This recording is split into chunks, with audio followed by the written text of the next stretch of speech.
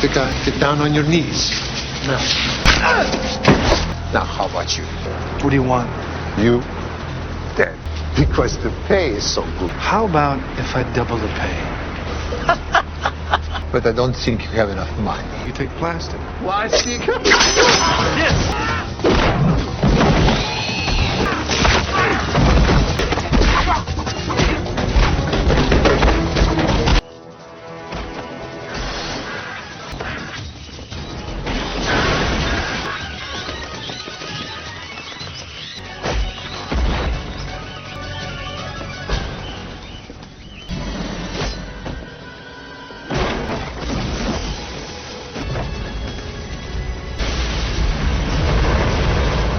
The story kicks off at a local Catholic school, where a troubled student named Johnny Devil suddenly holds his teacher and classmates hostage, threatening to kill everyone and then himself, with no clear motive in.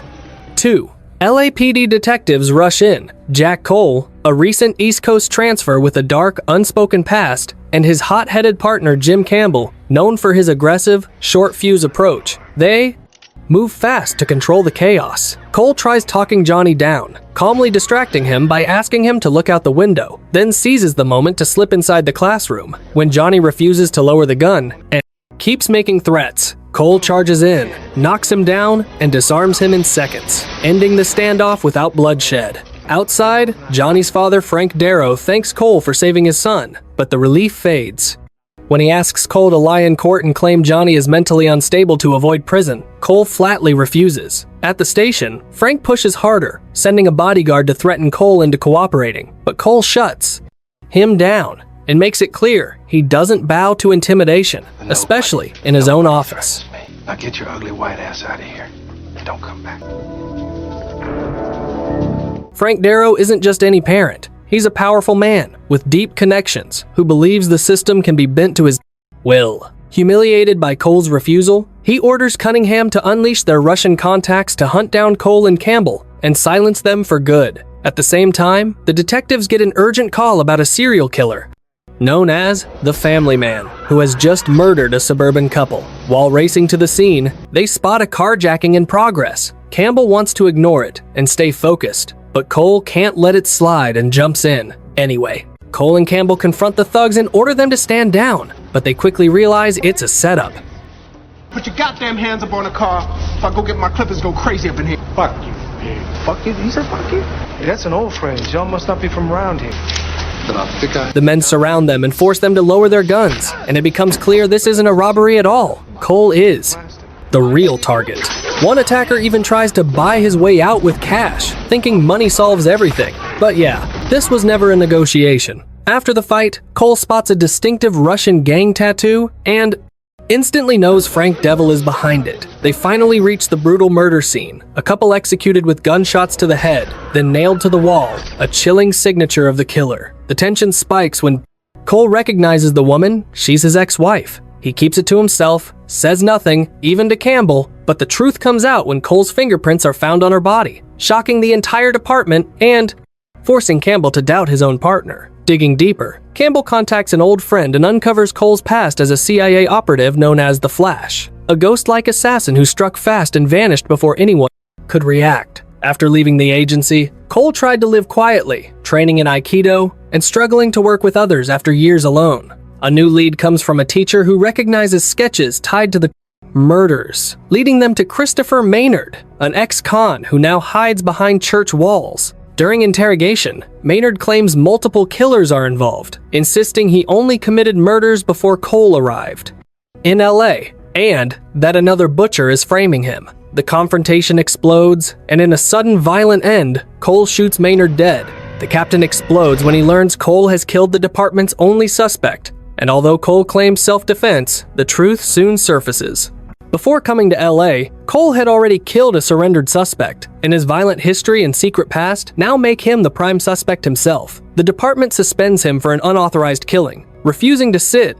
Still, Cole follows the victim's trail and ends up at the home of Sonia Roof, Devil's Russian interpreter and another target. There, he finds documents showing the Roloff family plan to move to Russia with airline tickets paid for by Devil's company, and another name keeps popping up, Smith. Before Cole can connect the dots, a masked assassin breaks in and attacks him. The fight is short and savage, and the attacker retreats.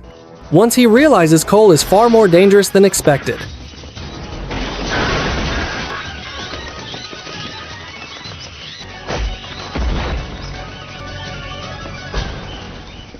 That same night, another assassin ambushes Campbell in his apartment, beats him brutally, and sets the place on fire.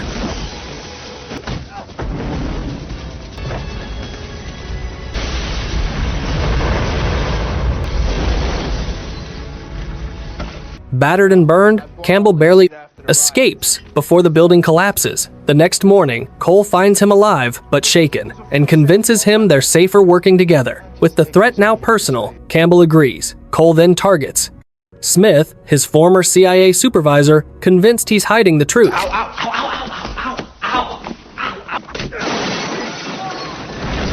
When guards block his way, Cole fights through them, captures Smith, and forces a confession. After being shot in the hand and leg, Smith finally cracks and reveals everything.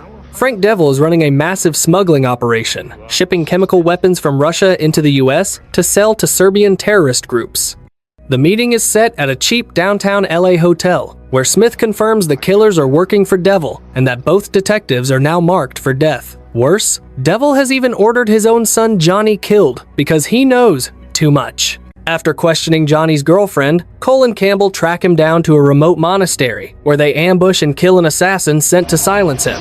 Johnny finally reveals the truth. Devil's head of private security is the real second killer, slaughtering family men and letting Maynard take the blame. As night falls, the detectives hit the hotel just as the deal goes down, but before they can move, Cunningham turns on Devil and kills him. Furious that Devil planned to hand him over to the LAPD to cover the smuggling operation. Chaos explodes into a savage one-on-one fight between Cole and Cunningham.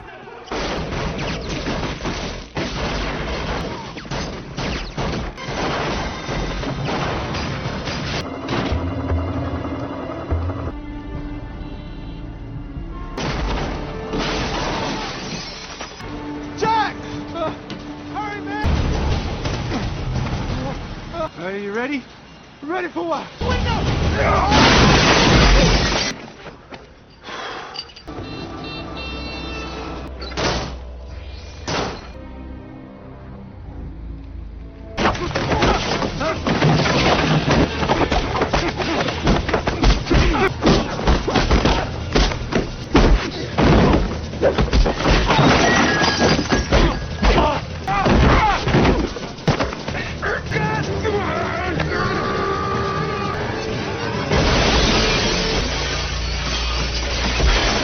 Ending when Cole hurls him through a window.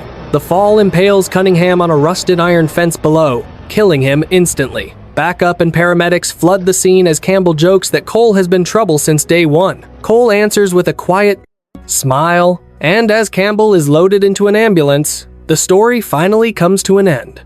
In the end, the case is closed, but the scars remain. This story proves that truth can't be buried forever, no matter how much power or money someone has, and that real justice often comes at a heavy personal cost. Cole survives not because he's the strongest, but because he refuses to compromise his principles, even when it costs him everything.